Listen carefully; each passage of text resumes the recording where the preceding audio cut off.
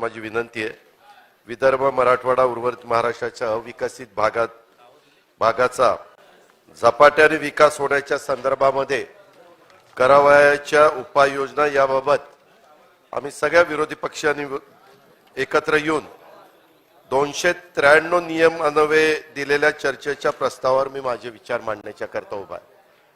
अध्यक्ष महोदय, जरी खरं असलं तरी मला आता इथं उपमुख्यमंत्री सुदैवाने सभागृहात आहे, मला एक गोष्ट त्यांच्या लक्षात आणून द्यायची। मला याची जाणीव आहे की तो विषय तसा संपलेला आहे, परंतु आम्हाला त्यावेळेस त्या विषयाच्या बद्दल बोलता आलं नाही।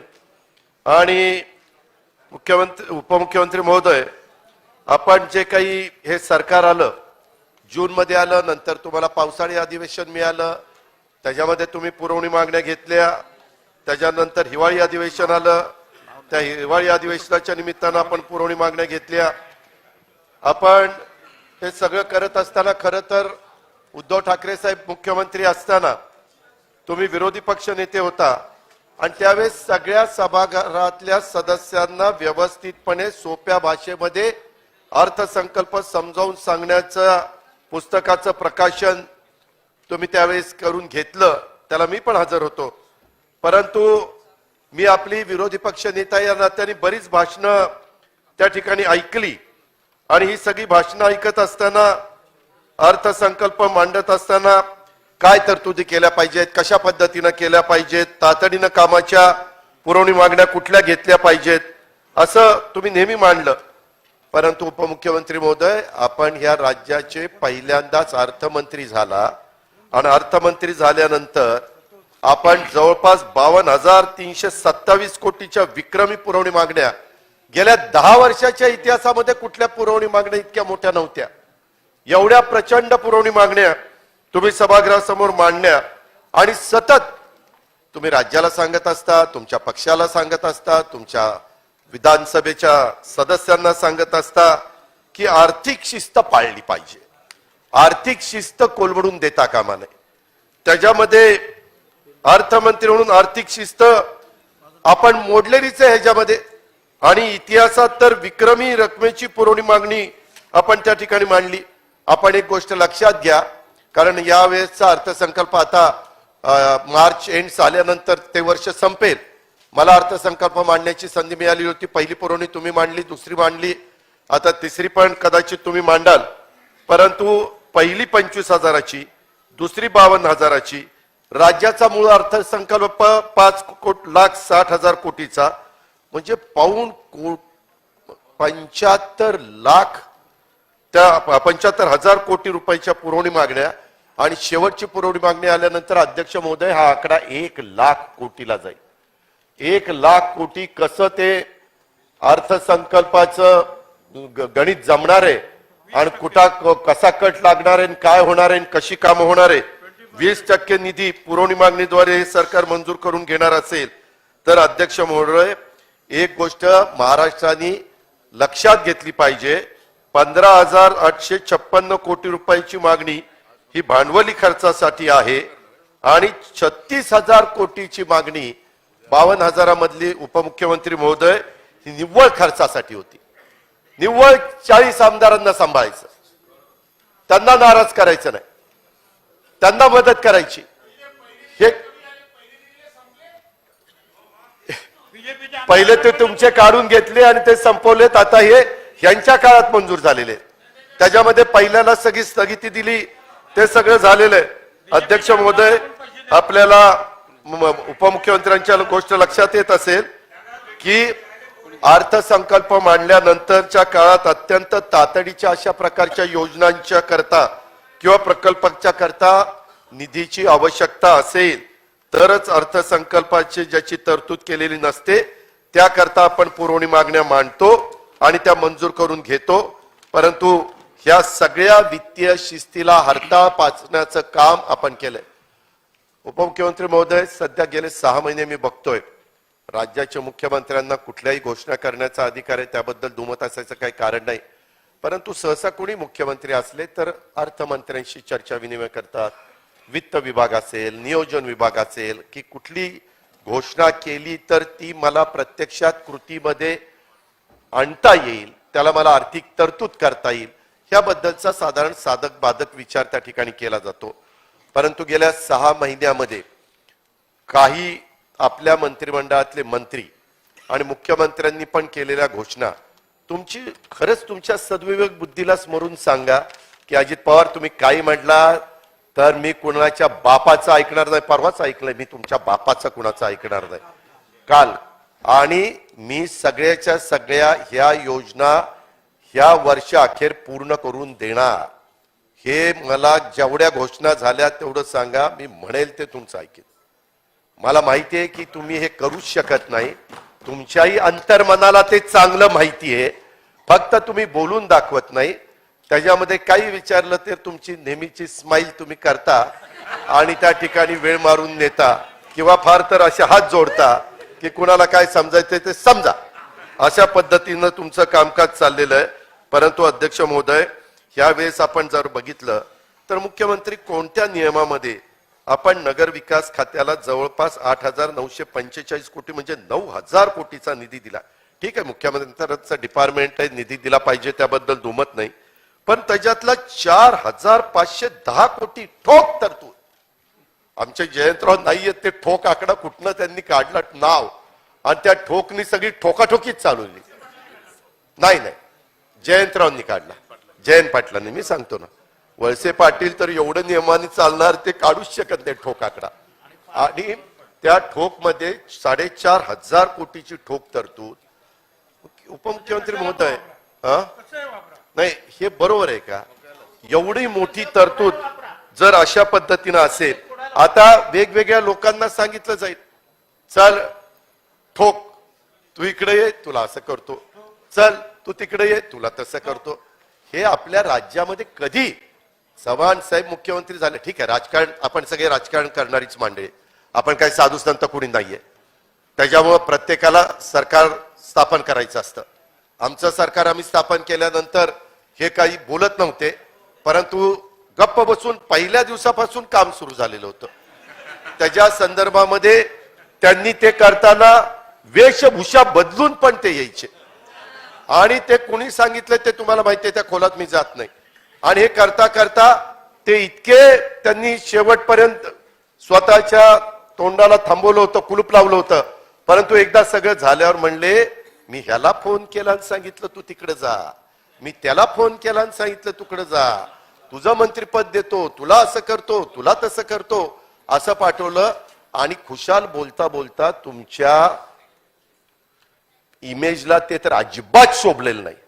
तुम्ही म्हणला ना मी बदला घेतला, बदला. उपमुख्यमंत्री म्हणतात तुमच्या तोंडी बदला, बदला शब्द पटतो का? हे बरोबर नाही. काय झालं असू द्या ना, विदर्भाच्या नेत्यांवर बोलतोय, विदर्भाच्याच बद्दल सांगतोय. दादा मी आता तुमची बाजू घ्यायला लागलो तरी आता बसून बसून चाललंयच का सुरू? नाही विसरलं नाही, मी काही विसरणार नाही.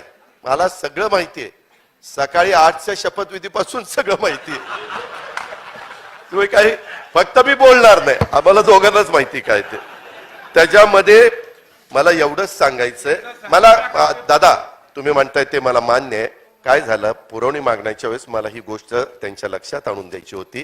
त्यांना हे सगळं माहिती आहे आणि मी राज्याचा उपमुख्यमंत्री 2.5 वर्ष होतो. ह्या अर्थसंकल्प ह्या वेळेचा मीच सादर केलेला होता आणि मग हे आकडे थोडंसं राज्यालाही माहिती असावं, त्याच्या संदर्भात काही त्यांच्या वेगळ्या कल्पना असल्या तर त्यांच्या उत्तरातनं उभ्या महाराष्ट्राला त्या समजाव्यात, म्हणून हे सगळं मी सांगण्याचा प्रयत्न करतो. उपमुख्यमंत्री महोदय, तुम्ही ऊर्जा खात्याकरता पण जवळपास काही तरतूद केली, परंतु आपली थकबाकी 75,000 कोटीची, प्रचंड मोठी थकबाकी. एवढी थकबाकी कधी झालेली नव्हती. अर्थात शेतकऱ्यांना पण त्यांना पाणी शेतीला मिळालं पाहिजे, त्याही बद्दल दुमत असायचं कारण नाही, पण काही प्रमाणामध्ये आर्थिक शिस्त पण लागली पाहिजे. जर सगळ्याच सवलतीच्या सवयी लागल्या तर पुढं जे कोणी राज्यकर्ते असतील त्यांचं अक्षरशः खेळखंडोबा होणार आहे, ते काहीच करू शकणार नाही. आणि म्हणून त्याच्या संदर्भामध्ये देखील आपल्याला लोकप्रिय घोषणा करणं हे खूप सोपं जातं, परंतु ह्या लोकप्रिय घोषणेमुळं महाराष्ट्राचं खरोखरीच कल्याण होणार आहे का ह्याचाही आपण विचार त्या ठिकाणी केला पाहिजे. आपण सार्वजनिक बांधकामाला पण 7,000 कोटीपेक्षा जास्तीचा निधी दिला. त्याच्यामध्ये रेव्हेन्यू एक्सपेंडिचर हे त्याच्यामध्ये फक्त 28 कोटी रुपये कॅपिटल एक्सपेंडिचर करता आहे आणि कमी तरतूद ह्याच्यामध्ये झाली. मत्ता ह्याच्यातनं निर्माण होणार नाही हे तुम्हालाही माहिती आहे. ऍसेट निर्माण होणार नाही. शेवटी आपण कर्ज काढलं पाहिजे. कर्जाला आमचा कुणाचा विरोध असायचं कारण नाही. केंद्र सरकारने जे नियमावली ठरवलेली आहे त्या नियमावलीच्या बाहेर आपण कुणी जाता कामा नये. परंतु ते करत असताना ते कर्जातनं ऍसेट जर राज्यामध्ये निर्माण झाले तर केव्हाही फायद्याचं असतं. जसं समृद्धी महामार्ग एक मोठा ऍसेट तयार झालेला आहे आणि त्याचा फायदा मराठवाडा, विदर्भ आणि आपल्या सगळ्या उभ्या महाराष्ट्राला होणार आहे. त्याच्यामुळं आम्ही 2.5 वर्षाच्या काळात, तुम्ही पूर्वी 5 वर्ष उपमुख्यमंत्री होता, त्यावेळेसचे प्रोजेक्ट मी कुठल्याही राजकीय भूमिकेतनं थांबवले नाही. मी प्रत्येक प्रकल्पाला, मग तो चंद्रपूरचा असेल, तो समृद्धी महामार्गाचा असेल, तो कुठला पोलीस विभागाचा असेल, कोणत्याही विभागाचा असो, मराठवाडा, विदर्भ, उभ्या महाराष्ट्रातले कुठलेही प्रकल्प अध्यक्ष महोदय मी अजिबात थांबून त्या ठिकाणी दिले नाही. उलट करोनाची 2 वर्ष अडचणीची होती. त्या काळामध्ये उद्धव ठाकरे साहेबांच्या नेतृत्वाखाली आम्ही सरकार चालवत होतो. पहिल्यांदा आरोग्याला आम्हाला सगळं लक्ष द्यावं लागत होतं. केंद्राने पण तेच धोरण स्वीकारलेलं होतं. माणसांचा जीव वाचवणं हा पहिला अग्रक्रम होता आणि ते करत करत आपण कुठेही 5 कोटी रुपये जो आमदार निधी दिला त्याला कट लावला नाही. डीपीडीसीला कट त्या ठिकाणी लावला नाही. उलट डीपीसीची किंमत पैसे वाढवण्याचा प्रयत्न आपण त्या ठिकाणी केला आणि ह्याच्यातून राज्याला पण त्या करोनाच्या जखडामधनं बाहेर काढण्याचं काम, मग आरोग्य विभागाचे त्यावेळेचे मंत्री राजेश टोपे असतील, वैद्यकीय शिक्षण मंत्री आमचे अमित देशमुख असतील किंवा मुख्यमंत्री आणि बाकीची सगळी त्यांच्याबरोबर काम करणारी टीम असेल, सगळ्यांनीच त्याच्यामध्ये काम केलं. पण एक गोष्ट उपमुख्यमंत्री महोदय आपल्याला राज्याला मान्य करावी लागेल की राज्याचा कर्जाचा बोजा साधारण आता 6.5 लाख कोटी पर्यंत गेलेला आहे. कर्जाची रक्कम 3% आतमध्ये आहे हे एक वेळ मी मान्य करतो. परंतु नवीन सुविधा निर्माण करण्याच्यासाठी आणि माझं पुन्हा पुन्हा तुम्हाला सांगणं आहे की मत्ता निर्माण करण्यासाठी त्याचा वापर होताना दिसत नाही. हे आर्थिक बेशिस्तीचं लक्षण आहे असं माझं स्वतःचं स्पष्ट मत त्या ठिकाणी आहे. कोरोना काळामध्ये पण आपण अर्थव्यवस्था सक्षम करण्याच्या करता आणि त्याच्यातनं जो अडचणीतला आहे त्याला मदत करण्याच्या करता भूमिका घेतली. मला एक आपल्याला अर्थमंत्री म्हणून सांगायचं आहे की एकंदरीतच आपण मराठी भाषा भवन सारख्या विषयाला सरकार महत्व देत नाही का काय अशा प्रकारची शंका आमच्या सारख्याच्या मनात येते. खरं तर एक चांगलं डिझाईन आपण मरीन लाईनला त्या ठिकाणी केलेलं आहे. आपला मत्स्यालय त्याच्या शेजारीच ती बिल्डिंग करतोय आणि त्याच्यामध्ये अर्थसंकल्पात आम्ही घोषणा केलेली होती. माझी विनंती आहे की आपली मराठी भाषा मातृभाषा आहे आणि त्या मराठी भाषा भवनाला पण आपण प्राधान्य द्यावं. तसंच छत्रपती शिवाजी महाराजांचे जे किल्ले त्याला डागडुजी आणि सौंदर्यीकरणाचा महत्वाकांक्षी प्रकल्प त्याला पण आपण थोडंसं अग्रक्रम द्यावा अशा प्रकारची माझी आपल्याला त्यानिमित्तानं विनंती आहे. छत्रपती संभाजी महाराजांच्याही संदर्भामध्ये खूप चांगला तुळापूरला आणि वडूला तिथं एक प्लॅन आम्ही तयार केलेला होता. उपमुख्यमंत्री महोदय तुम्ही पण तो पहा, पीडब्ल्यूडीच्या मिनिस्टरला पाहायला लावा, मुख्यमंत्र्यांना पाहायला लावा आणि त्याच्यात कुठं काही अजून तुम्हाला वाटत असेल की ह्याच्यात ही बाब अजून इन्क्लूड केली पाहिजे, जरूर त्याच्यामध्ये करा.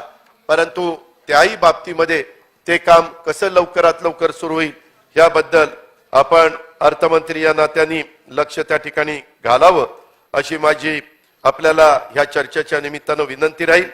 ह्या एकंदरीत ज्या पुरवणी मागण्या आहेत त्या फक्त ठराविक लोकांना डोळ्यासमोर ठेवून केल्या असल्या तर ते योग्य नाही. उपमुख्यमंत्री महोदय, सत्ता येत असते, सत्ता जात असते, कुणीच ताम्रपट घेऊन जन्माला आलेलं नाहीये. त्यावर बदल ज्यावेळेस होतात त्यावेळेस तो बदल झाल्यानंतर कुणाच्या इतर जे येतील त्यांच्याही मनात येतं असं काय येता कामा नये की मग मागच्या वेळेस अशा प्रकारे वागलं तर आपण पण तसं वागावं. हे आपल्या महाराष्ट्राला शोभा देणारी बाब नाही. ही आपली मराठी संस्कृती नाहीये, ही आपली परंपरा नाहीये. मागं पण अनेक मुख्यमंत्र्यांची कारकीर्द जर आपण लक्षामध्ये घेतली तर हे असं घडत नव्हतं. मला तर जरा शंका येते उपमुख्यमंत्री महोदय, 5 वर्ष आपण मुख्यमंत्री होता त्यावेळेस पण एवढं घडत नव्हतं आणि आता मात्र हे मुख्यमंत्री झाल्यावर तुम्ही जाणीवपूर्वक त्यांना घडून आणायला भाग पाडताय, त्याच्यात त्यांची बदनामी कशी होईल? लोकांनी उद्या म्हणलं पाहिजे की देवेंद्रजींनी नाही उपमुख्यमंत्री असताना अशा स्थगित्या दिल्या, परंतु एकनाथरावांनी स्थगित्या दिल्या. स्थगितीचा शिक्का त्यांच्यावर बसावा असा काही आपल्या मनामध्ये काही भावना आहे का नाही, ह्याच्याबद्दल जरा चौकशी केली पाहिजे. मुख्यमंत्री पदाला स्थगिती द्यायचा विचार आहे का? अध्यक्ष महोदय, याच्या संदर्भामध्ये मला एवढंच सांगायचंय की एकंदरीत हा एकतर पहिला आठवडा जेवढा विदर्भ, मराठवाडा, उत्तर महाराष्ट्र ह्या मागासलेल्या भागामध्ये चर्चा व्हायला पाहिजे होती तेवढी दुर्दैवाने झाली नाही. त्याला दोन्ही बाजू कारणीभूत असतील, कोण असेल ते सगळ्यांना माहिती आहे. पण मला एक सांगायचंय की गेल्या 60 वर्षामध्ये विदर्भामध्ये जवळपास थोडं कमी 20 वर्ष मुख्यमंत्रीपद आहे. 20 वर्ष मुख्यमंत्रीपद आहे. तुम्ही जाणीवपूर्वक आम्ही पश्चिम महाराष्ट्रातले काही लोक काम करतो, आम्ही कधी आदरणीय पवार साहेबांची आम्हाला शिकवण नाही किंवा उद्धव ठाकरे साहेबांच्या नेतृत्वाखाली काम करत असताना आम्ही कधी तशा प्रकारचा विचार केला नाही. पण हे पश्चिम महाराष्ट्राचं बघतात, हे पश्चिम महाराष्ट्राचं बघतात, अशा पद्धतीनं सातत्याने तसा भडीमार करायचा आणि तशा प्रकारे आम्हाला बदनाम करण्याचा प्रयत्न करायचा. वास्तविक 20 वर्ष आपल्या सहित सगळे मुख्यमंत्री होते, त्याच्यामध्ये 20 वर्षाची कारकीर्द काही कमी नाही. आणि माझी तुम्हाला एक विनंती आहे, मराठवाडा पण मागासलेला भाग, परंतु तिथेही अनेक वर्ष मुख्यमंत्रीपद त्या ठिकाणी होतं. आणि राज्याचा विचार करत असताना जसं आता तुम्ही मगाशी चर्चा करत असताना नळगंगा वैनगंगा नळगंगा जो नदी जोड प्रकल्प आहे आणि त्या प्रकल्पाच्या बद्दल बऱ्याच सभागृहातल्या दोन्ही बाजूच्या सन्माननीय सदस्यांनी काही काही भूमिका मांडली आणि 80-85 हजार कोटीचा प्रकल्प आम्ही करू पाहतोय आणि त्याच्याबद्दल सकारात्मक आपण त्या ठिकाणी बोलला. आता एवढी सगळ्या निधी उभा करणं वगैरे त्याच्यात आमचाही पूर्ण पाठिंबा आहे. वाशिमच्या बद्दल मगाशी सांगत होता तुम्ही, त्यांना विचारा वाशिमच्या लोकप्रतिनिधींना. मी ह्या खात्याचा मंत्री काही काळ होतो त्यावेळेस वाशिमला तिथं बॅरेजेस मंजूर करण्याचं काम, अधिकचं पाणी देण्याचं काम मी माझ्या परीनं केलं. जेवढं माझ्या हातात होतं ते करण्याचा मी मनापासूनचा प्रयत्न केला. मी कुठेही दुजेभाव त्या ठिकाणी ठेवला नाही. उलट हे प्रकल्प गतीनं होण्याच्या करता मी काही पावलं उचलली, परंतु त्याच्यातनं आमच्या मोठ्या प्रमाणावर बदनामी करण्याचा प्रयत्न केला. आमच्या मागं इन्क्वायऱ्या लावल्या, त्याचा ससेमिरा लावला. ठीक आहे, लोकशाही आहे, लोकशाहीला अशा प्रकारच्या गोष्टी घडतात, त्याला त्या ठिकाणी सामोरं जायचं असतं. आज पण मला ती बातमी खरी का खोटी अजून खात्री नाहीये, पण मला कळलं की आमचे सहकारी अनिल देशमुखांना आज कोर्टाने त्या ठिकाणी जामीन दिला, सुप्रीम कोर्टाने जामीन दिलेला. वास्तविक ते बाहेर आल्यानंतर देखील त्यांच्यावर जे आरोप झाले, आता ते आरोप तुम्ही केले नव्हते, त्यावेळेसच्या कमिशनरही केलेले होते, पण त्या आरोपामध्ये काहीच तथ्य तसं निघालं नाही. परंतु देवेंद्रजी, अनिल देशमुख साहेब असतील किंवा कुणी भुजबळ साहेब असतील किंवा कुणी त्या ठिकाणी असतील, माझी एवढीच विनंती आहे की प्रत्येकाच्या आयुष्यामध्ये कुठलाही गुन्हा सिद्ध न होता एखाद्याला 6 महिने, वर्ष, 2 वर्ष जेलमध्ये टाकणं हे काही मोगलंय का? ही कुठली पद्धत? त्याच्या संदर्भामध्ये शिक्षा झाल्यावर जरूर त्या शिक्षेचा जो काही त्यांनी 1 वर्षाकरता, 5 वर्षाकरता, जन्मठेपेकरता काय शिक्षा केलेली असेल ती शिक्षा त्या ठिकाणी व्हावी. परंतु प्रत्येक माणसाच्या आयुष्यातले इतके दिवस त्या ठिकाणी वाया गेले, संपूर्ण फॅमिली डिस्टर्ब होती, सगळं घरदार त्या ठिकाणी डिस्टर्ब होतं. शेवटी जरी कुणी काही आरोप प्रत्यारोप केले असले तरी त्याच्यामध्ये तथ्य असलं तरी आम्ही पण राज्यकर्ते असताना आम्ही कारण नसताना कुणाला मोका लावणं किंवा कुणाला तडीपारचा प्रयत्न करणं किंवा कुणाला तरी अडकवण्याचा प्रयत्न करणं अशाही गोष्टी करू नये. आणि तुम्ही पण आज सत्तेवर आला तर उत्सुक सगळीकडे एसआयटी आता अहो आपल्या राज्याला ईडी माहिती होतं, इन्कम टॅक्स माहिती होतं, सीबीआय माहिती होतं, एनआयए माहिती होतं, पण एसआयटी आता नवीनच यांना कळायला लागली. काही झालं की कुणी उठायचं एसआयटी लावा की लगेच इकडनं उत्तर, ठीक आहे हे तपासून घेतो आणि हे योग्य असेल तर मी एसआयटी लावतो. अरे काय लावतो करतो? त्यापेक्षा उभ्या महाराष्ट्रामध्ये महागाई आकाशाला भिडली आहे, बेरोजगारी आहे, तरुणांना त्या ठिकाणी काम नाही, त्याच्यामध्ये अनेक महत्वाचे प्रश्न आहेत. उद्योग त्या ठिकाणी गुंतवणूक झाली पाहिजे, शेतकऱ्यांच्या आत्महत्या वाढलेल्या आहेत, त्याच्याबद्दल काही आमच्यापेक्षा चांगल्या कल्पना तुमच्या मनामध्ये असतील तर त्या राबवा, आम्ही त्याला पाठिंबा देऊ. अलीकडच्या काळामध्ये आपण पीक विम्याच्या करता तुम्ही नेहमी मुख्यमंत्री म्हणून विम्याचं एवढं व्यवस्थितपणे सांगण्याचा प्रयत्न करायचा की विमा उतरवला म्हणजे पैसे मिळालेच पाहिजे असं नाही. तुम्ही अनेक उदाहरण त्या ठिकाणी द्यायचा. परंतु तसं जरी खरं असलं तरी साधारण आपल्या राज्यातल्या शेतकऱ्यांची अशा प्रकारची मानसिकता असते की पीक विमा उतरवल्यानंतर आम्हाला पैसे मिळाले पाहिजे. आज पीक विम्याच्या निमित्तानं 75 रुपये, 100 रुपये, 150 रुपये, आता तुमच्यातल्या काही सहकारी मित्रांनी जाहीर केले की 1000चा तरी चेक मिळाला पाहिजे. उपमुख्यमंत्री महोदय, 1000 पण फार काही रक्कम मोठी नाही. हजारो कोटीचा पीक विमा उतरवायचा आणि आज शेतकऱ्यांच्या जे मतदारसंघ म्हणजे ज्यांच्या मतदारसंघामध्ये शेतकरी राहतात त्यांच्या भागात जर विचारलं तर आज शेतकऱ्यांच्या मध्ये फार अवस्था वाईट आहे आणि ते अतिशय नाउमेद झालेले आहेत, नाराज झालेले आहेत. ह्या गोष्टीकडे पण तुम्ही पीक विम्याच्या बद्दल लक्ष दिलं पाहिजे. शेतकऱ्यांच्या या प्रश्नाच्या संदर्भामध्ये तर त्याच्यामध्ये देखील आपण या निमित्तानं लक्ष दिलं पाहिजे. अशा पद्धतीनं माझी आपल्याला या निमित्तानं विनंती आहे. अध्यक्ष महोदय, ह्या सगळ्या गोष्टी करत असताना उपमुख्यमंत्री महोदय, मला माहिती आहे की भाजपमध्ये आता महाराष्ट्रात जे नेते काम करतात त्याच्यात सगळ्यात ताकदवान नेता भाजपचा देवेंद्र फडणवीस आहे. कुणी काही म्हटलं तरी, कुणी किती गप्पा मारू द्या, परंतु जे आहे ते आहे. आता असं असताना आपण काही लोकांना संधी दिलेली, ठीक आहे, संधी कुणाला द्यावी हा तुमचा अधिकार आहे. परंतु आता ज्यांना संधी दिलेली आहे ते आपल्या विधिमंडळाचे सभासद पण आहेत आणि कधी कधी त्याच्यामध्ये महाविकास आघाडीच्या सरकारने विदर्भ मराठवाड्यावर अन्याय केला, काहीच काम केलं नाही, अशा प्रकारचं चित्र निर्माण करण्याचा त्यांचा प्रयत्न चाललेला असतो. तुम्ही किती टीका केली तर विदर्भ, मराठवाडा, कोकण, उर्वरित महाराष्ट्र, पश्चिम महाराष्ट्र अशा सर्व विभागाचा समतोल विकास करण्याचा प्रयत्न आम्ही महाविकास आघाडीमध्ये पण केला. ज्यावेळेस आमची आघाडी होती ज्याच्या वेळेस विलासराव देशमुख, सुशीलकुमार शिंदे, पृथ्वीराज चव्हाण, अशोक चव्हाण हे मुख्यमंत्री होते, त्याही वेळेस आम्ही तशाच प्रकारचा प्रयत्न त्या ठिकाणी केला. परंतु अलीकडे सप्टेंबर महिन्यात आपलं सरकार आल्यानंतर आपले एक नेते, आपल्या नंतरचे नेते हे माझ्या बारामतीमध्ये आले आणि सांगितलं बारामतीमध्ये घड्याळ बंद करण्याचा करेक्ट कार्यक्रम करणार. अरे तिच्या करेक्ट कार्यक्रम, घड्याळ बंद करण्याचा करेक्ट कार्यक्रम करणार, अशा प्रकारच्या वल्गना करतात. आता आमचं तिथं काम आहे, खरंच करेक्ट कार्यक्रम होणार आहे का? जर मी मनावर घेतले तर त्यांचाच करेक्ट कार्यक्रम करीन. मी महाराष्ट्राला माहिती, जर एखाद्याला चॅलेंज दिलं ना, चॅलेंज दिलं ना तर मी कुणाचंही ऐकत नाही. देवेंद्रजी सांगतात तसं कुणाच्या बापाचं ऐकत नाही, हे पण खरंय. पण त्यांना म्हणा जरा दमानी फार गाडी फास्ट चालली, फास्ट गाडीचा कधी ऍक्सिडेंट होईल, कोलमडून पडेल कळायचंही नाही, हे पण आपण लक्षात घेतलं पाहिजे. ऍक्सिडेंट वरून आठवलं, देवेंद्रजी आणि सगळ्याच सभागृहांनी आपण मधल्या काळामध्ये विनायक मेटेंना गमावलं. परवा पण त्या दिवशी जयकुमार गोरेंनी इथं भाषण केलं आणि नंतर रातोरात आपण सगळे म्हणतो की बाबांनो रात्री 12 ते 3 प्रवास नका करू. हाही त्या दिवशी चाललेला होता धनंजय. मी त्याला म्हणलं शहाणपणा करा आणि 12 ते 3 रात्री प्रवास नका करू. काय 2-3 तासांनी होणार आहे? आपण किती बसलो तरी कधी त्याला डुलकी लागेल त्या ड्रायव्हरला कळत पण नाही. आणि मग कधीतरी कुणीतरी हे केलेलं आहे का, अमक केलंय का, मग शंका कुशंका घ्यायची.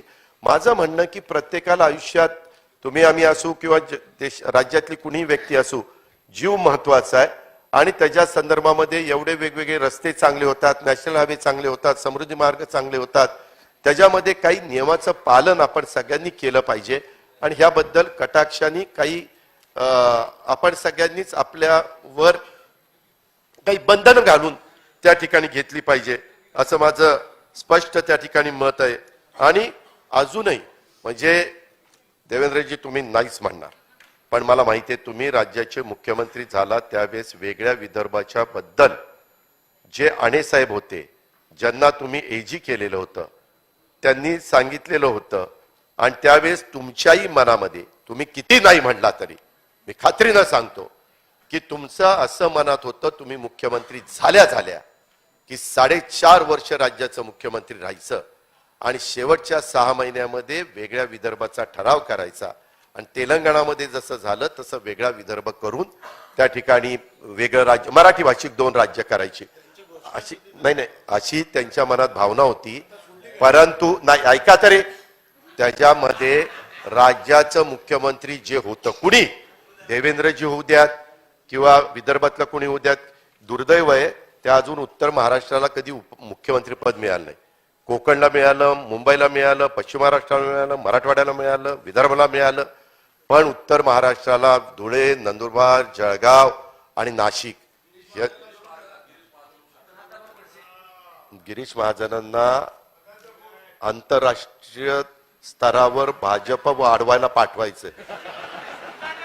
युनायटेड नेशन त्यांचे कॉन्टॅक्ट फार आहेत आणि ते इतके झटपट कॉन्टॅक्ट करतात तुम्हाला सगळ्यांना माहिती आहे. त्याच्यामुळे त्यांना तिथं पाठवायचं ठरलंय. त्याचा मित्र बंधू अध्यक्ष महाराज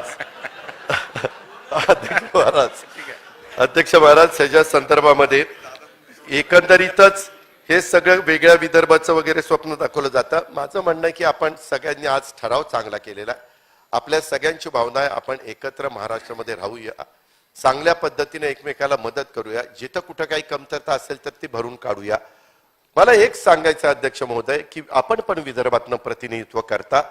विदर्भामध्ये वेगवेगळे उद्योग, आता आपलं सोयाबीन असेल, आपला कापूस असेल, आपला संत्रा असेल, आपली जी काही आपलं धान असेल, आपली जी काही महत्वाची पिकं आहेत त्या पिकावर प्रक्रिया करणारी कारखानदारी ही आली पाहिजे. उपमुख्यमंत्री महोदय तुम्ही बऱ्याचदा बोलत असताना ते साखर कारखान्याचं निघालं की तुम्ही त्याच्या संदर्भातले वेगवेगळ्या प्रकारची वक्तव्य करतात, तो तुमचा अधिकार आहे. परंतु खरोखरीच साखर कारखान्यांच्यामुळे आर्थिक सुबत्ता आली. तुम्ही काही बाबतीमध्ये म्हणता की मुद्दाम काहींनी कारखान्याच्या किमती कमी केल्या, हे असं झालेलं नाही. विदर्भातले कारखाने जात असताना आज पण मी सांगतो की जर उद्याच्याला काही डायरेक्शन मिळाल्या कोर्टाच्या आणि कारखाने विकायला गेले तर विदर्भातले कारखाने 13 कोटी 14 कोटी 15 कोटी 16 कोटीला कोण घेत नाही. हरिभाऊ वागडे साहेब तुम्ही पण संभाजीराजे कारखाना चालवता. आज काय परिस्थिती आहे? कारखाना चालवणं हे काही येड्या गाबाळायचं काम नाही. त्याच्यामुळे सूतगिरणी असू, साखर कारखाने असू, जिल्हा बँका असू, तुम्ही का आत्मचिंतन आत्मपरीक्षण करत नाही की महाराष्ट्रामध्ये बऱ्याचशा ठिकाणी दूध वाढलं, आपल्या विदर्भामध्ये का नाही वाढलं? कुठं कमतरता आहे? कुणी बाहेरचे लोक येऊन दूध काढत नाही का? इथल्या म्हशी गाई दूध देत नाही? काय होतं काय? रेशीम उद्योग कुणी अडवला? शेळी पालन व्यवसाय कुणी अडवला? एवढा कापूस पिकतो का नाही चांगल्या सूतगिरण्या निर्माण होत? का नाही चांगल्या सूतगिरण्या चालत? आता काही का होईना स्वतः गडकरी साहेबांनी प्रयत्न करून 2-3 कारखाने बऱ्यापैकी चालवलेले आहेत. ते लढतायत, त्याच्यामध्ये ऊस वाढतोय. परवा पण मी त्याच्यावर येणार आहे, गोसीखुर्दला गेलेलो होतो त्यावेळेस तिथली परिस्थिती त्या ठिकाणी बघितली. माझं म्हणणं इच्छाशक्ती दाखवा ना राजकीय. उगीच हे पश्चिम महाराष्ट्रातले काही करत नाही, हेच काही करत नाही, आमच्यावर अन्याय करतात, आमच्यावर अन्याय करतात. अरे आपल्या पण मनगटातली ताकद दाखवा ना. जिल्हा बँका कुणी बंद पाडल्या? बाहेरच्या लोकांनी येऊन बंद पाडल्या. कोण जबाबदार आहे? आज कितीतरी इथल्या जिल्हा बँका 11 जिल्हे आहेत आपले, त्याच्यातले मला वाटतं भंडारा गोंदिया वेगवेगळ्या बँका आहेत ना. भंडारा गोंदिया तर सगळीकडेच वेगळं, फक्त वाशिम अकोल्याची एकच बँक आहे, बाकीच्या मला वाटतं 10 बँका आहेत. मग 10 बँकेच्या संदर्भामध्ये पीक कर्ज आहे ना. मी कुठं अहो साहेब आम्ही कुठं म्हणतोय जे चांगले ते चांगलंच ना. ठीक आहे बसून बोलू नका, बसून बोलू. अध्यक्ष महोदय मला हे सांगायचं आणि उपमुख्यमंत्री तुमच्याही लक्षात आणून द्यायचंय, बँका जे ताकदीनं चांगल्या चालवत असतील ते कुणी कुठल्या गटाचे तटाचे पक्षाचे वगैरे काही बघू नका, त्यांना सपोर्ट करा. जे चुकीच्या पद्धतीनं चालवत असतील तिथं दुरुस्त काय करायचं ते करा. चुकीची प्रवृत्ती तिथं वाढीला लागणार नाही त्या पद्धतीचं काम सावे साहेब आपण करा. आपण सहकार मंत्री आहात. पूर्वी विनायकराव पाटलांनी सहकार मंत्रीपद फार चांगलं भूषवलं होतं, स्वर्गीय विनायकराव पाटील औरंगाबादचे. परंतु अजून तुम्ही 6 महिन्यात त्या खात्यात रुळलाच नाही. काही तुमच्याकडे काम आणलं? देवेंद्रजींना विचारतो, अरे देवेंद्रजींच्याकडे 6 खाती आहेत ना बाबा, अजून तुमच्या खात्याचा भार त्यांच्या डोक्यावर कशाला टाकताय? एक तर 6 पालकमंत्री पद त्यांच्याकडे आहे, ते कर्तृत्व नाही. परंतु त्यांनी 6 पालकमंत्री वेगळे नेमले तर काम जास्त होणार नाही. आज महिला बऱ्याचशा बाहेर गेल्या. तुम्ही महिलांच्या बद्दल सांगताय, भाजपाला पण महिलांची मतं मिळाली. एक तरी महिला 6 महिन्यात अजून एक महिला सापडेना मंत्री करायला. अरे हा कुठला कारभार? मी आता येऊन वहिनींनाच सांगणार आहे, जरा बघावं यांच्याकडे. रात्री त्यांनी मनावर घेतलं की लगेच एखादी महिला मंत्री होईल, मला खात्री आहे. परंतु ह्या ज्या बाबी आहेत ना, मी टीका म्हणून करत नाही. आपण ज्यावेळेस महिलांना पुरुषांच्या बरोबरीनं कामाची संधी द्यावी, निर्णय प्रक्रियेमध्ये घ्यावं, त्याच्या संदर्भात ज्यावेळेस सांगत असतो, आम्ही बरोबरीची वागणूक देतो. असं नाही. आपल्या सभागृहामध्ये आज 20 लोक तुम्ही मंत्री, 18 मंत्री, मुख्यमंत्री, उपमुख्यमंत्री आहात. परंतु शाहू फुले आंबेडकरांचा महाराष्ट्र, सावित्रीबाई फुलेंचा, पुण्यश्लोक अहिल्यादेवी होळकरांचा, ह्यांचा महाराष्ट्र असा असताना देखील दुर्दैवाने ह्या महाराष्ट्रामध्ये आज पण एकही महिला मंत्री नाही. ही नामुष्की आहे. हा महिलांचा अपमान आहे. याचं कुठंतरी आत्मचिंतन, आत्मपरीक्षण करा ना. रात्री फोन लावा दिल्लीला, कुणाची नावं घ्या आणि करा उद्याच्या उद्या मंत्रिमंडळाचा विस्तार. याचा कुठेतरी विचार करा. कारण 20 लोकांनी किती, उपमुख्यमंत्री महोदय, पहिले तर तुम्ही दोघांनीच सगळं चालवलं, त्याच्यानंतर बघत हळूहळू 18 जण त्याला जोडले. हे जरी खरं असलं तरी देखील अजून तुम्हाला 22-23 लोक घेता येत आहेत.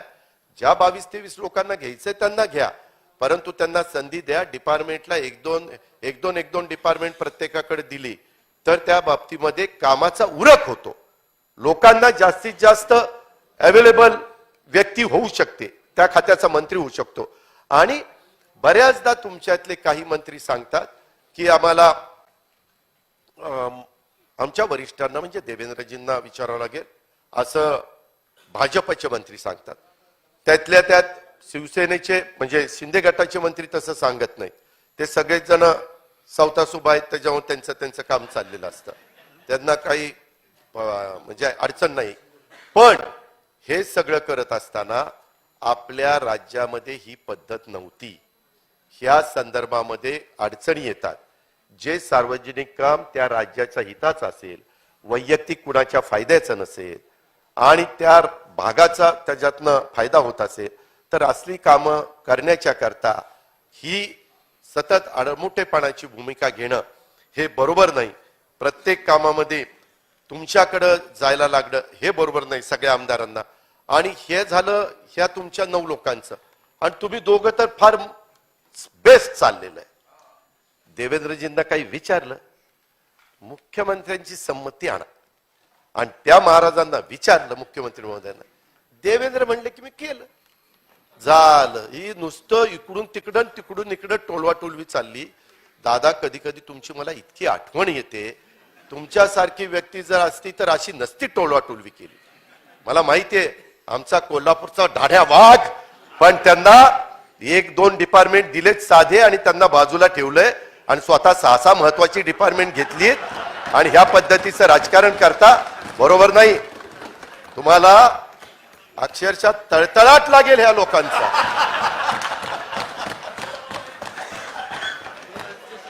अध्यक्ष महोदय, त्याच्या संदर्भामध्ये माझी एवढीच विनंती आहे, ह्याच्यातला काही गमतीचा भाग बाजूला ठेवा, परंतु खरोखरीच आपल्याला मराठवाडा विदर्भाचा विकास करत असताना आपल्याला कुठल्या आणखीन नवीन योजना राबवल्यानंतर इथल्या तरुणांना रोजगार मिळेल. इथल्या आता तर आपण उपमुख्यमंत्री महोदय संत्र्यावर प्रक्रिया करणारी, मी 91-92 ला सुधाकर नाईकांच्या मंत्रिमंडळामध्ये फलोत्पादन, कृषी आणि ऊर्जा राज्यमंत्री होतो. त्यावेळेसचा एक मोर्शी वरुडचा प्रकल्प होता. उपमुख्यमंत्री महोदय, तेव्हापासून 30 वर्ष झाली आपले वेगवेगळे प्रकल्प चालले. अजूनही संत्र्यावर प्रक्रिया करणारे अध्यक्ष महोदय चांगलं कुठलंही युनिट सुरू झालेलं नाही. माझं म्हणणं, द्या ना भाग भांडवल. तुम्हाला सोयीचं असलं की कसं त्यावेळेस अभिमन्यू पवार साहेबांच्या मतदारसंघामध्ये कारखान्याला भाग भांडवल दिलं, त्याच्यानंतर आमच्या शंभूराज देसाईंना 1250चा कारखाना वाढवायला भाग भांडवल दिलं. का तर तिथं विकास झाला पाहिजे. आणि बाकी काय भाकास करावं का काय? इतर ठिकाणी नको द्यायला. फक्त त्यांनाच एक दिलं शिंदे गटाचं, एक दिलं भाजपचं. चांगलं वाटून चाललंय. आणि सांगितलं साहेबांना, साहेब ह्याच्यात बाकीच्यांचे पण असे 9-10 कारखाने आहेत मी तुम्हाला सभागृहाच्या निमित्तानं सांगतो. मग तेही कारखाने कुठल्या गटाचे, तटाचे, पक्षाचे काही बघू नका. 1250चा कारखाना इथून पुढे राज्यामध्ये चालूच शकत नाही, फायद्यात येऊच शकत नाही. त्याच्यापेक्षा मग ते 2500च्या 3500चे जे काही करायचे ते करा. त्यांना भाग भांडवल द्या, त्यांना मदत करा. तिथल्या शेतकऱ्यांना मदत होईल, तिथल्या बाकीच्या सगळ्यांना सहकार्य होईल. असा दुजेपणा का करताय? त्याच पद्धतीनं आपण आता बऱ्याचदा डाओसला जातात, परदेशात जाता, तुमच्या सगळ्या इंटरनॅशनल लोकांच्या खूप चांगल्या ओळखी आहेत, संबंध आहेत, तुमचे तर खूप वेगवेगळे संबंध आहेत. त्या संबंधाचा वापर करा. चांगलं आहे, ते सगळ्याला जमतं अशातला भाग नाही. परंतु त्याचा वापर करून आपल्या विदर्भामध्ये खऱ्या अर्थाने इथले शेतकरी आत्महत्येपासून परावृत्त होतील. त्यांच्या मनामध्ये ती भावना शिवली पण जाणार नाही. अशा पद्धतीच्या काही गोष्टी करा ना. ते आहे ना तुमच्या हातात, सगळे डिपार्टमेंट तुमच्याकडेच त्या बाबतीमध्ये. त्या संदर्भात विदर्भामध्ये भरीव तरतूद आम्ही महाविकास आघाडीच्या सरकारच्या काळामध्ये केलेलीच होती. तिथं कुठेही आम्ही कमी पडलो नाही. नागपूरची मेट्रो झाली. उपमुख्यमंत्री महोदय, मी सहज माहिती घेतली, कारण ह्यावेळेस शनिवार रविवार मी इथंच होतो, वेगवेगळ्या ठिकाणी जात होतो. तर त्याच्यामध्ये केंद्राचा पैसा निम्मा, राज्याचा पैसा निम्मा, अशा पद्धतीचा तो प्रोजेक्ट आहे, काही वित्तीय संस्थेचा. पण चालवत असताना जो तोटा होणार आहे तो नोटा एकट्या महाराष्ट्र सरकारने सहन करायचा. त्याच्यात केंद्र सरकार नाही.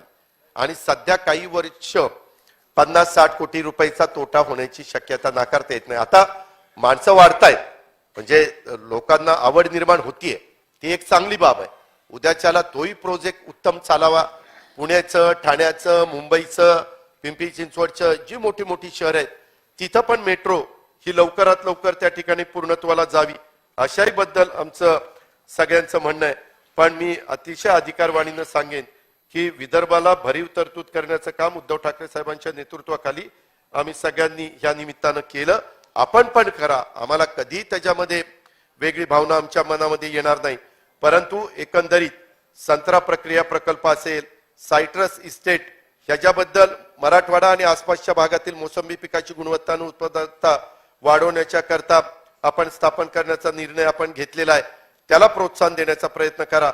रेशीम उद्योग हा मराठवाडा विदर्भाला वरदान ठरणार आहे. तिथं अंडीपुंज निर्मिती केंद्र आणि सोयी सुविधा देण्याचा प्रयत्न आपण करा.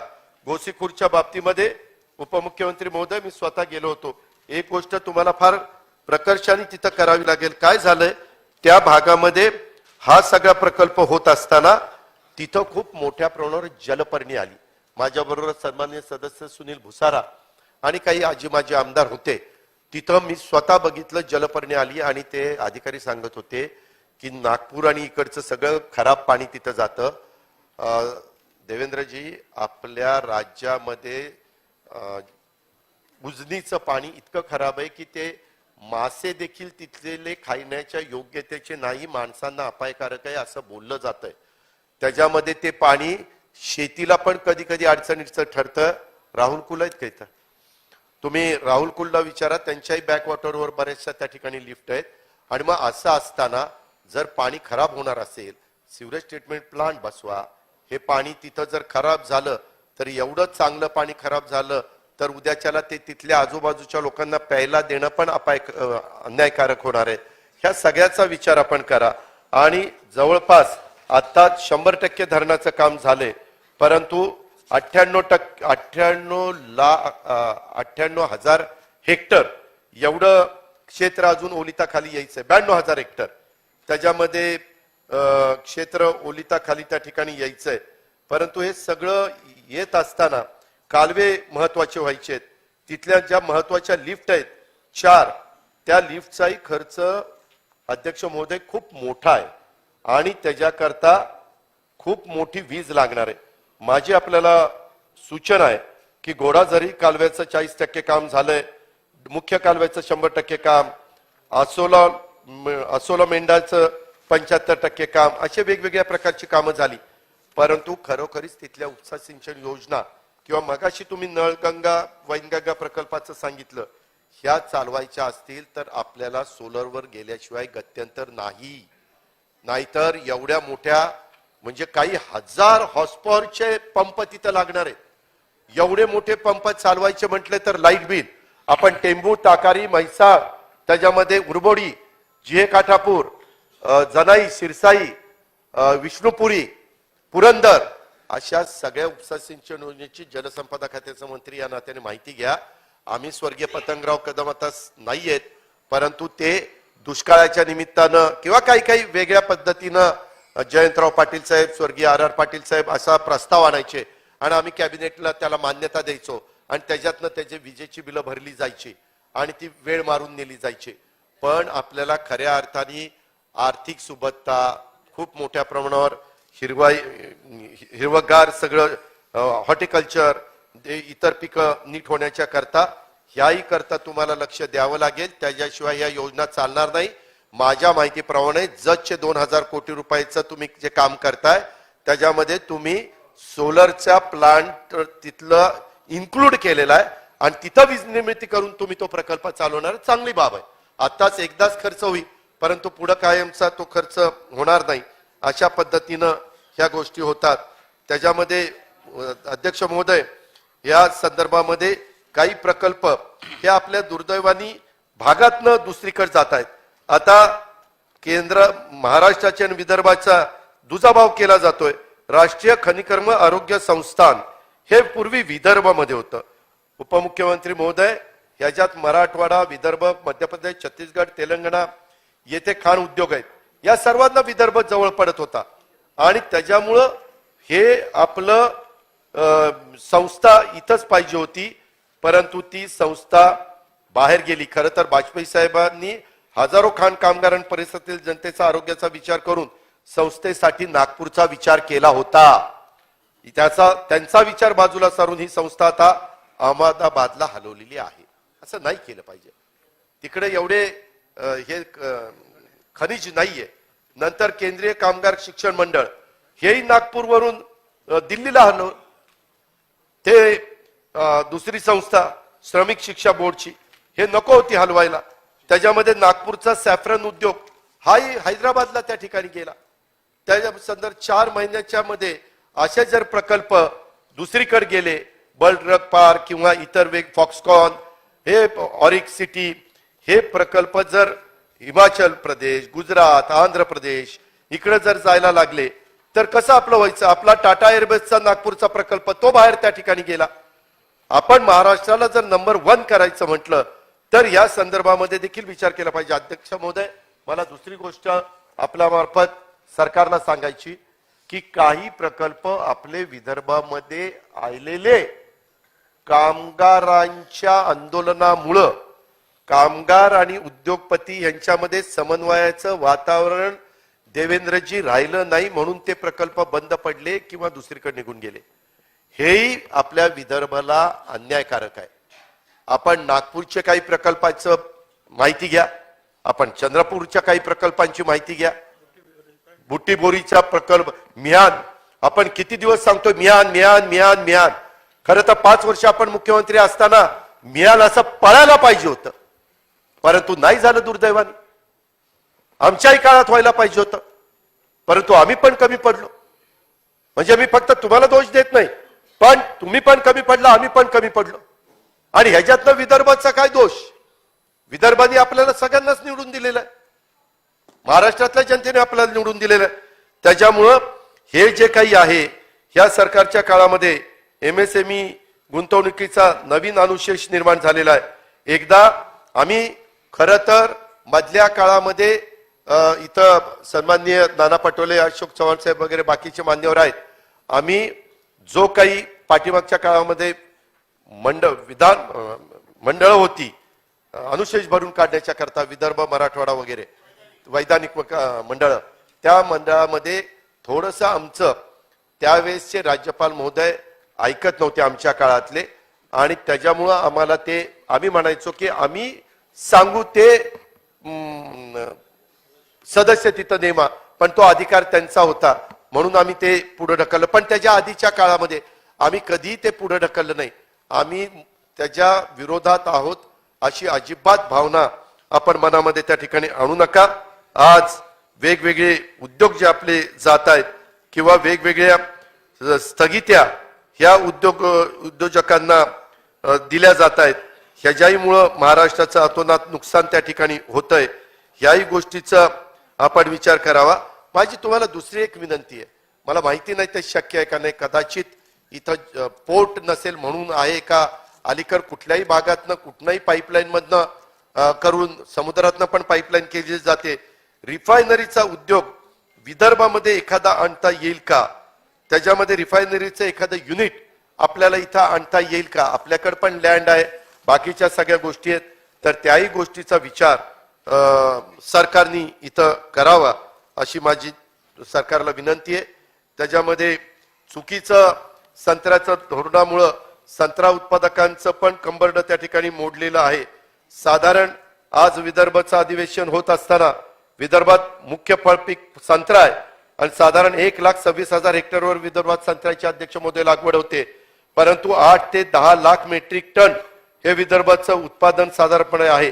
प्रतिवर्षी अध्यक्ष महोदय 1500 ते 2000 कोटीचा संत्रा निर्यातीचा टर्नओव्हर आहे. बांगलादेशात विदर्भातल्या उत्पादनाच्या 25% संत्र्याची निर्यात होते. साधारण 2 लाख टन संत्रा बांगलादेशात जातो. दररोज 200-300 गाड्या ह्या बॉर्डरवर जातात आणि ते अंतर 1300 किलोमीटर आहे. मेहंदीपूर, बुजाडांगा व बनगाव हे बांगलादेशचे 3 एंट्री पॉइंट आहेत. सुरुवातीला जर ह्याच्यात 33 रुपये असलेला आयात शुल्क 57 रुपयापर्यंत देवेंद्रजी गेलंय, आता ते 63 रुपये झालंय. प्रति किलो ते वाढलंय. निर्यातीमुळे संत्रा उत्पादक शेतकऱ्यांना चांगलं मार्केट मिळालं होतं. आता आयात शुल्क वाढवल्यामुळं 25% बांगलादेशात जाणारी संत्री स्थानिक बाजारपेठेत आले, त्यामुळं भाव गडगडलेले आहेत. ह्याचा आपण साकल्याने विचार करा आणि यातून मार्ग काढण्याच्या करता महाऑरेंज संघटनेच्या पण काही मागण्या आहेत, त्याही मागण्यांचा विचार आपण जरूर त्या ठिकाणी करावा. देवेंद्र भुयारांनी पण एक पत्र दिलं, मी आपल्याला ते माहिती करता देतो. आपल्याला ते योग्य वाटलं तर निश्चितपणे त्याच्यावर कारवाई करावी. कापूस आणि सोयाबीन उत्पादकांना पण सरकारने वाऱ्यावर सोडलं का काय अशी शंका येते. मूळ मागणी त्यांची त्या ठिकाणी होती सोयाबीन आणि कापसाला भाव मिळवण्यासाठी सोया पेंट डीओसी निर्यातीला केंद्र सरकारने प्रोत्साहन द्यावं. मागील वर्षी आयात केलेल्या 5 लाख मेट्रिक टन सोया पेंडला डिसेंबर पर्यंत दिलेली मुदत वाढ रद्द करावी. सोया पेंड आयात करू नये, उलट 15 लाख मेट्रिक टन सोया पेंड निर्यात करावी. कापसाचे आयात शुल्क पूर्वीप्रमाणे 11% ठेवावं. कापूस आणि सूत निर्यातीला प्रोत्साहन द्यावं. सोयाबीनवर 5% जीएसटी रद्द करावा. आपण जीएसटी काउन्सिलचे सभासद आहात. स्वतः निर्मला सीताराम ह्या कॅबिनेट मंत्री अर्थमंत्री मधून आपली बैठक घेत असतात. आपण बाकीच्या आपल्या सहकाऱ्यांना सांगितलं तर हे करता येणं शक्य आहे. कोरोनाच्या काळामध्ये उपमुख्यमंत्री महोदय काही निर्णय आम्ही वेगळे घेतलेले होते, पण ते सगळ्या राज्यांना सोयीचे होते, त्याच्यामुळं आमचं तिथं मेजॉरिटी झाली आणि केंद्रीय अर्थमंत्र्यांनी त्याला दुजोरा दिला. म्हणून ह्याही बाबतीमध्ये आपण लक्ष घालावं आणि त्याच्यातनं हा मार्ग त्या ठिकाणी काढावा अशी पण माझी विनंती आहे. अध्यक्ष महोदय, मला आपल्या मार्फत सरकारची ही गोष्ट आणून द्यायची की माओवादग्रस्त भागात विकास कामांसाठी निधी द्या. नक्षलग्रस्त भागामध्ये आपले पोलीस चांगलं काम करतायत. परवा पण गडचिरोलीला त्यांनी 2 नक्षलवाद्यांना ठार केलं. तिथं खूप मोठ्या प्रमाणावर सगळेच तिथं संदीप पाटील आणि बाकीची टीम उत्तम प्रकारचं काम करते. त्याची माझी या चर्चेच्या निमित्तानं विनंती आहे की माओवादग्रस्त भागातील विकास कामांच्यासाठी केंद्र सरकारने 1200 कोटी रुपये मिळावेत आणि त्याच्यातून त्या विभागामध्ये कामं मार्गी लागावीत. मिलिटरीच्या धर्तीवर हॉस्पिटलची उभारणीसाठी C60 साठी पण त्या ठिकाणी निधी द्यावा. अमित शहांच्या गृहमंत्र्यांच्या अध्यक्षतेखाली माओवादग्रस्त राज्यांच्या मुख्यमंत्र्यांची एक बैठक झालेली होती. त्यामध्ये देखील खरं तर मुख्यमंत्री महोदय, उपमुख्यमंत्री महोदय, माझी तुम्हाला विनंती आहे की बऱ्याचशा मीटिंगला मुख्यमंत्री आणि उपमुख्यमंत्री जाऊ शकतात. मी मुख्यमंत्र्यांच्यावर कुठेतरी माझा गैरविश्वास आहे असं दाखवत नाही, परंतु आपण गृहमंत्री आहात, आपण विदर्भातले आहात आणि आपण पण बरोबर गेला तर ह्या गोष्टी तिथं मांडताना सोयीचं होईल. आणि तुम्ही तिथं मांडताना तुमच्या तोंडून गोष्ट ज्यावेळेस पडेल त्यावेळेस भाजपचा एक आपला कट्टर नेता मुद्दा मांडतोय असं म्हटल्यानंतर आपल्याला त्याला मदत होईल असं. अरे मी चांगलं सांगतोय साहेब, गोगावले साहेब, काय आता आपला ते सूट शिवून आणलेला कधी घालायचा? काय त्यांना विचारा. मी तर सांगून ठेवलंय की राज्यपालांना ते गोगावले साहेबांचा शपथविधी असेल, कुठेही मी दुनियेत असलो तरी शपथविधीला जाणार आहे. काय अभिनंदन करतोय? मला तुम्हाला अभिनंदन करायचंय. तर अध्यक्ष महोदय, खूप जणांचे सूट पण वाया चाललेत साहेब. उंदीर बिंदीर लागेल त्याला, त्यांना कळ ना. त्यांच्या घरातले माणसं विचारायला लागली, ही कशाला सुटलं, कशाला शिवलंय, कशाला, कधी घालायचं? लग्नात नाही घातलं, आताही घालत नाही, असं होतंय ना. जरा लक्ष द्या. अध्यक्ष महोदय, धान खरेदी आपल्या दृष्टीने महत्वाची. माझ्याकडनं ते राहून गेलं. धानाच्या बाबतीमध्ये आम्ही आमच्या काळामध्ये बोनस दिला. मी तुम्हाला सगळ्यांना उत्तर देताना सांगितलेलं होतं की बोनसच्या ऐवजी आम्ही काही वेगळा त्याच्या संदर्भातला प्लॅन करतोय आणि त्याच्या संदर्भामध्ये आपण डायरेक्ट ज्यांचं 7/12ला धान आले त्यांच्या अकाउंटलाच पैसे पाठवायचे डीबीटी पद्धतीनं. अशा प्रकारे आम्ही विचार करत होतो. परंतु अध्यक्ष महोदय, गोंदिया आणि भंडारामध्ये धान आहे, तिथं 1,77,00,000 रुपयाचं धान आणि बारदाना गैरव्यवहार समोर आलेला आहे. हे गैरव्यवहार झालेला आहे. आपण तिथले पालकमंत्री आहात, उपमुख्यमंत्री आहेत, गृहमंत्री आहात. ते विदर्भात धान खरेदीचा गैरव्यवहार झालेला रिमोट सेन्सिंगच्या माध्यमातून धानाचं क्षेत्र किती आहे वगैरे हे सगळी माहिती घ्या आणि दोषी असणाऱ्यावर त्या ठिकाणी कारवाई करा अशी माझी मागणी आहे. त्याच्यामध्ये तुम्ही स्वतः लिहिलेले भंडारा जिल्ह्यातील धान खरेदी घोटाळ्याची चौकशी करणार देवेंद्र फडणवीस. आपण त्याची अंमलबजावणी लवकर करा. आणि धानाच्या बाबतीमध्ये जर देवेंद्रजी काही जण इथेनॉलचा प्लांट टाकतायत, इथेनॉलला तर खूप चांगल्या प्रकारची सवलत केंद्र सरकारने दिलेली आहे, त्याबद्दल केंद्र सरकारचा आभार, अभिनंदन. तशाच पद्धतीनं तिथं जर आपण प्रक्रिया करणारा अतिशय अत्याधुनिक आणि ऑटोमायझेशन असणारा प्रकल्प उभा केला तर आपलं इतकं धान वाया जातं, सडतं कुसतं, सगळे बोगस प्रकार होतात. तिथं गोडाऊन मध्ये किती असतं काय असतं काही कळत नाही. तर त्याचा उपयोग होईल आणि त्याच्यामुळं आपल्याकडे असणाऱ्या तांदळाला काय आपण करू शकतो ते जर आपण विचार केला तर निश्चितपणे एखादा प्रकल्प तिथं चांगल्या पद्धतीनं होईल. अध्यक्ष महोदय, दुसरी एक गोष्ट मी मध्ये त्यांनाही सांगितलं होतं, मुक्ती संग्राम दिनाच्या साठी दुर्दैवानी आजपर्यंत या सरकारला वेळ देता आलेला नाहीये. 17 सप्टेंबरला मराठवाडा मुक्ती संग्राम दिन होता. त्या लढ्याबद्दल अभिमानाच्या भावना सगळ्यांच्या आहेत. आता त्या दिवशी काही कारणानिमित्त हैदराबादला मुख्यमंत्र्यांना जावं लागलं. आता तो कार्यक्रम 9चा 7ला घ्यावा लागला, हरकत नाही. परंतु आता तरी त्या 8 जिल्हे आणि महाराष्ट्राला पण कळू द्या की मराठवाडा मुक्ती संग्रामाचा जाज्वल्य इतिहास काय आहे तो एकदा त्या निमित्तानं कळला तर आपण 500 कोटी रुपयाची तरतूद त्यावेळेस केलेली होती. मंत्रिमंडळाची उपसमिती नेमलेली होती. राहिलेल्या काळामध्ये देखील या मुक्ती संग्रामाच्या बद्दल थोड्याशा आमच्या मराठवाड्यातल्या लोकांच्या भावना खूप तीव्र आहेत. त्यांना असं वाटतं की मराठवाडा मुक्ती संग्रामाच्या अमृत महोत्सव वर्षानिमित्त सरकारने अनास्था दाखवली. शेवटी कुणीही सरकार असेल तर असं करून चालणार नाही. तर त्याबद्दल पण आपण कार्यक्रम घ्या. तिथले जे काही 8 पालकमंत्री आहेत त्यांनाही त्याच्यात इन्व्हॉल्व करा. काही विरोधी पक्षाच्या पण सन्माननीय सदस्यांना त्याच्यात इन्व्हॉल्व करा आणि त्या पद्धतीनं पुढे गेले तर फार बरं होईल.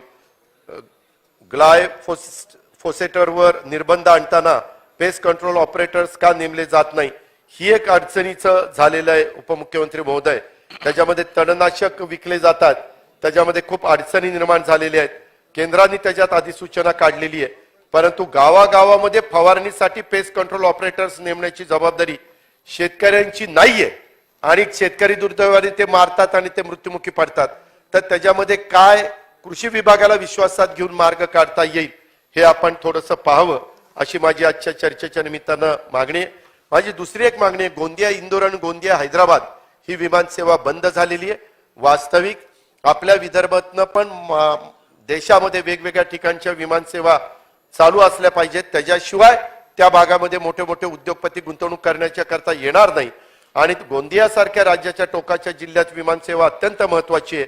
विमानसेवेने जिल्हे जोडले जातात, राज्य जोडली जातात, देश जोडले जातात. त्यामुळं स्वतः उपमुख्यमंत्री महोदयांनी यामध्ये देखील लक्ष घालावं अशी माझी विनंती आहे. मध्ये एक उपमुख्यमंत्री महोदय गोंदियाची तिरोडा इथली एक प्रतीक अपंग निवासी कार्यशाळा 100% अनुदानावर होती, व्यवस्थित चाललेली होती. ती 2017ला थेट पुणे जिल्ह्यामध्ये नेली. काय पुणे जिल्ह्यामध्ये भरपूर शाळा, तिथं कशाला न्यायचं होतं? 1,500 किलोमीटर ती शाळा दूर नेली जाते, स्थलांतर केलं जातं. आमचा गडचिरोली, चंद्रपूर, गोंदिया नक्षल प्रभावित भाग, दुर्गम भाग, शिक्षण, रस्ते, दवाखाने सुविधा निर्माण करण्यासाठी अनेक वर्षापासून शासन प्रत्येक प्रयत्न करतं, निधी देतं. परंतु अशा प्रकारच्या शाळा हे बंद करा. उलट तिकडच्या शाळा आणल्या तर आपण एक वेळ कौतुक करू, अभिनंदन करू. पण इथल्याच जर चांगल्या शाळा 100% अनुदानाच्या जात असतील तर हे पण बरोबर नाही. हे पण मला या निमित्तानं सांगायचंय. विमा कंपन्यांना वटणीवर आणण्याचं काम त्या ठिकाणी करा. शेतकऱ्यांच्या आत्महत्या कमी करण्याचा प्रयत्न करा. त्याच्यामध्ये शेतकऱ्यांचं वीज कनेक्शन तोडण्याच्या बद्दल पण आपण सांगितलं तोडायचं नाही, पण कधी कधी काही अधिकारी गंमत करतात. त्याच्यात लेखी आदेश जर असले तर आम्ही लोकप्रतिनिधी त्याला दाखवू शकू की बाबा हे लेखी आदेश आहेत तरी तुका आम्हाला त्रास देतो. अशा पद्धतीनं शेतकरी वर्गाला पण त्याची मदत होऊ शकते. हे पण अध्यक्ष महोदय मला लक्षात आणून द्यायचंय. पाणी वापर कार्यक्रमाला पण मंजुरी दिली जात नाही, त्या निमित्तानं त्यालाही आपण मंजुरी त्या ठिकाणी द्यावी. यावर्षी सुदैवाने चांगला पाऊस पडलाय. जायकवाडी, मांजरा, माजलगाव, येलदरी, तेरणा, सिनाकोळेगाव, पेनटाकळी, इसापूर, मुळा, भंडारदरा, निळवंडे, ऊर्ध्वतापी, गिरणा, दारणा या प्रकल्पात 100% पाणी आहे. आणि त्याच्यामुळं सरकारने धरणातील पाणी वापर कार्यक्रमाला मंजुरी दिली नाही किंवा कालवा सल्लागार समितीच्या बैठका घेणे अशक्य असल्यास 4 नोव्हेंबर 22ला शासन निर्णय काढला की ही जबाबदारी राज्यमंत्री आणि पालकमंत्री यांच्यावर टाकलेली. राज्यमंत्रीच नेमले नाही, कशी काय जबाबदारी टाकली? कधी कधी असं चुकतंय बघा कामाच्या व्यापात. पण त्यांच्याकडून वेळेत कार्यक्रमाला मंजुरी दिली जात नाही. आमच्या पालकमंत्र्यांनी वेळेत बैठका घेऊन दिलीपराव आमच्या सगळ्या कालवा सल्लागार समिती व्यवस्थित झाली. काय दादा, एकदम बेस्ट. परंतु तसं बाकीकडे पण करा ना. राज्याच्या शेतकरी सन्मान योजना ह्याही बद्दल एक चांगली अधिवेशनामध्ये हे तर स्वतः मंत्री महोदयांनीच त्या ठिकाणी जाहीर केलेले. तर त्याच्या संदर्भात आम्हाला तर कळलं की कधी कधी कॅबिनेटमध्ये काहींची कान उघडणी पण केली जाते आणि ह्याच्यात हे कसं काय तुम्ही जाहीर केलं, काय केलं, कसं काय पैसे कुठनं द्यायचे वगैरे वगैरे. पण मग घोषणा जाहीर करतानाच 10 विचार करून करा ना. जर आपण मुख्यमंत्री असताना केंद्र सरकारच्या धर्तीवर राज्याची शेतकरी सन्मान योजना सुरू करण्याचा सुतोवाच केला होता, सुतोवाच सुरू नव्हती, पण त्यांच्या मुख्यमंत्री पदाच्या काळात तुम्ही ती सुरू करू शकला नाही. आता मात्र काही काही मंत्र्यांना धीरच राहत नाही.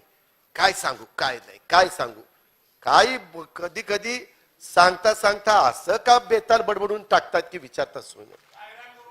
काही पण करून टाकतात. तो उत्साह जरा आवरा.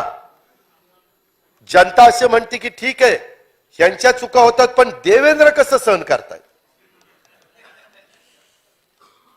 त्यांच्या हातात तर सगळं आहे, मग ते का सहन करतात? उद्या ज्याला तुम्ही सांगितलं की काय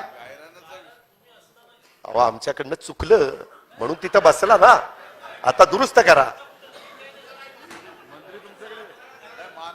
अहो मागच्या काळात चुका झाल्या ते तुमच्या काळात निदर्शनास आलं तर करा ना दुरुस्त. कशाचा शब्द नाही नाही असं नाही, शब्द फिरवत नाही मी.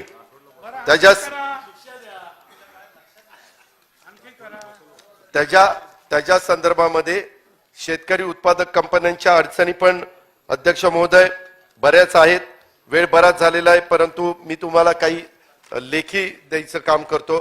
फलोत्पादनाचे मापदंड बदलले पाहिजेत अध्यक्ष महोदय. जसं मध्ये SDRFचे आणि NDRFचे मापदंड बदलण्याच्या करता सगळ्यांनी प्रयत्न केला आणि त्याला यश आलं देश पातळीवर, तसं कोणत्याही परिस्थितीमध्ये राज्यातला आणखीन हॉर्टिकल्चर वाढावं म्हणून हे मापदंड बदलले पाहिजे. त्यासाठी सरकार काय करणार आहे ह्याचंही उत्तर आम्हाला या निमित्तानं मिळालं पाहिजे. शेतकऱ्यांना सिबिल मधून वगळा. माझी सरकारला हात जोडून अध्यक्ष महोदय विनंती आहे, महाराष्ट्र सरकारने ह्याच्यामध्ये पुढाकार घ्यावा. तशा प्रकारची लेखी विनंती केंद्र सरकार आणि रिझर्व्ह बँक ऑफ इंडियाला करावी आणि व्यापार आणि उद्योगाला जी सिबिलची अट लावतात त्या अटीतनं कृपा करून देवेंद्रजी आपल्या शेतकरी वर्गाला ह्याच्यातनं वगळा. आपल्याला अडचणी खूप येतात. राष्ट्रीयकृत बँकांना आरबीआयनी काही डायरेक्शन दिलेले आहेत. ही तुमच्याही कानावर ही बाब आलेली असेल. याही संदर्भामध्ये आपण लक्ष घालावं अशी माझी आपल्याला हात जोडून विनंती आहे. मित्रांनो, अध्यक्ष महाराज, वेळ बराच झालेला आहे. डीएपीचा तुटवडा आहे, तो पण भरून काढण्याचं काम त्या ठिकाणी करा. तुम्ही नियमित कर्जफेड करणाऱ्यांना यंदा बजेटमध्ये तरतूद केलेली आहे. मागा उद्धव ठाकरे साहेबांनीच नागपूरच्या अधिवेशनात डिक्लेअर केलेली योजना आहे, परंतु त्याला निधी आता आमचं सरकार नसल्यावर तुम्हालाच द्यावा लागणार. एका गोष्टीचं तुमचं अभिनंदन करतो, कारण ती 50,000 देण्याचं काम आता तुमच्या हातात असताना तुम्ही करताय. हे मागचं सरकारचं आहे म्हणून ते बंद पाडत नाही. चांगलं इथं जसं विधायक दृष्टिकोन दाखवताय, चांगलं दाखवताय, तशा त्या स्थगिती पण उठवा ना. कशाला स्थगिती त्याच्यात पण एक चांगला निर्णय घ्या. आम्ही कौतुक करू. मी सभागृहात सगळ्यांच्या देखत अभिनंदन करेन. तशा पद्धतीनं आपल्याला अधिवेशनाच्या आधी तुम्ही शब्द दिलेला आहे दोघांनी की मीटिंग घेऊ आणि काही मार्ग त्याच्यात काढू, तर तो मार्ग जरूर काढावा. आणि राज्याला पुढे नेण्याच्या करता निश्चितपणे विदर्भ, मराठवाडा, उत्तर महाराष्ट्र ह्या मागासलेल्या भागामध्ये जे जे प्रश्न आहेत ते प्रश्न सोडवण्याच्या करता कुठल्याही प्रकारची भावना, कापसाच्या बाबतीत पण मी मगाशी सांगितलं की कापूस च्या पण प्रक्रिया करणारे उद्योग मोठ्या प्रमाणावर त्या ठिकाणी सुरू झाले पाहिजेत. कापसाला त्या ठिकाणी खरेदी काही बाबतीमध्ये मध्ये भाव चांगले होते, त्याच्यावर खरेदी केंद्रावर कापूस कमी येत होता. पण जिथं खरेदी केंद्र ज्या धानाची, कापसाची, ज्या पिकाची मागणी असेल त्या ठिकाणी ताबडतोब खरेदी केंद्र सुरू करण्याचं पण प्रयत्न नाही, निश्चितपणे खरेदी केंद्र सुरू करण्याचं काम सरकारने करावं आणि अशा पद्धतीने शेतकरी वर्गाला त्या ठिकाणी मदत करावी. मी आजच्या चर्चेच्या निमित्तानं महाराष्ट्रातल्या जनतेला, मराठवाडा, विदर्भ, उत्तर महाराष्ट्राला, सगळ्या मागासलेल्या भागाला सांगू इच्छितो की जे या भागातल्या विकासाचं महत्वाचं असेल त्या कामाच्या करता आमच्या सर्व विरोधी पक्षाच्या वतीनं सरकारला पूर्णपणे पाठिंबा त्या ठिकाणी राहील. त्या विकास कामाच्या करता तिथं काही त्रुटी जाणवली तर आम्ही लक्षात आणून देऊ, पण आपण सगळे मिळून खऱ्या अर्थाने या मागासलेल्या भागाचा कायापालट त्या ठिकाणी करण्याच्या करता प्रयत्नाची शिकस्त करू. त्याच्यात आम्ही कुठं कमी पडणार नाही हा शब्द सभागृहाला देतो. माझे 2 शब्द संपवतात. जय हिंद, जय भारत. प्रस्ताव कामकाज पत्रिकेवर